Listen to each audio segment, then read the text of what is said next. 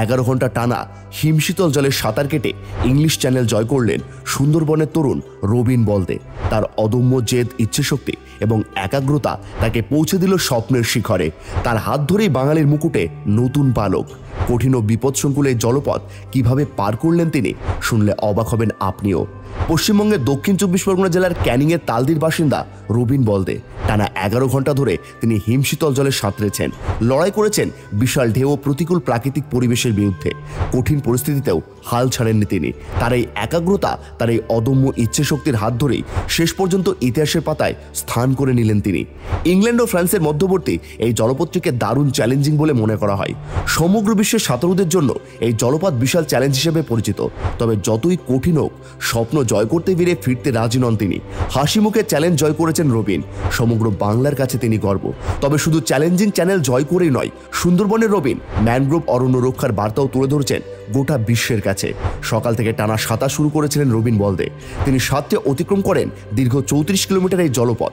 বিশেষজ্ঞরা বলছেন, এই ইংলিশ চ্যানেল জয় করা শুধুমাত্র মানসিক পরীক্ষায় নয়, এই পথ মানসিক দৃঢ়তা, ধৈর্য, আত্মবিশ্বাসের মাপকাঠি। রবিনের এই সাফল্য উৎসাহিত করছে তরুণ যুবক যুবতীদের।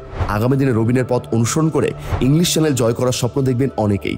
রবিনের এই অসাধারণ সাফল্যের জন্য তাকে অভিনন্দন জানিয়েছে বিভিন্ন ক্রীড়া সংগঠন, প্রশাসনের আধিকারিক ও ক্রীড়া ব্যক্তিত্বরা।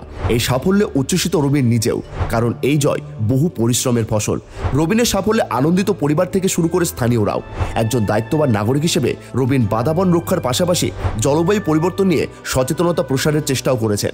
সুন্দরবনের স্থানীয় মানুষজনও ব্যাপক উচ্ছ্বাস ও গর্বের সঞ্চার হয়েছে রবিন বলদের এই সাফল্যে।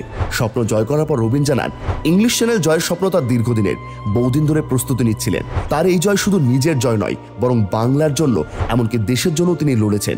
এই সাফল্য তিনি উৎসর্গ করেছেন সমগ্র দেশবাসীকে। কারণ মানুষের ভালোবাসা না থাকলে এমন সাফল্য কখনোই সম্ভব নয়। নিঃসন্দেহে বলা যায়, সুন্দরবনের তরুণের এই সাফল্য ভারতের ক্রীড়া জগতে এক নতুন ইতিহাসের সূচনা করল। সুন্দরবন এখন বাংলার প্রত্যন্ত অঞ্চলগুলির মধ্যে একটি। আধুনিকতার প্রযুক্তির আলো সর্বত্র পৌঁছয়নি, ফলে সুন্দরবন থেকে আন্তর্জাতিক মানের ক্রীড়াবিদ তৈরি হওয়ার প্রচুর উদাহরণ পাওয়া যায় না। আন্তর্জাতিক সাফল্য জয়ের ঘটনা বিরল। সেখানে রবিনের এহেন সাফল্য আক্ষরিক অর্থেই এলাকার মানুষকে উজ্জীবিত করে তুলেছে। তবে এখানেই থেমে থাকতে নারাজ রবিন বলদে। ভবিষ্যতে তার আন্তর্জাতিক পর্যায়ে আরও বড় সাঁতার প্রতিযোগিতায় অংশ নেওয়ার পরিকল্পনা রয়েছে।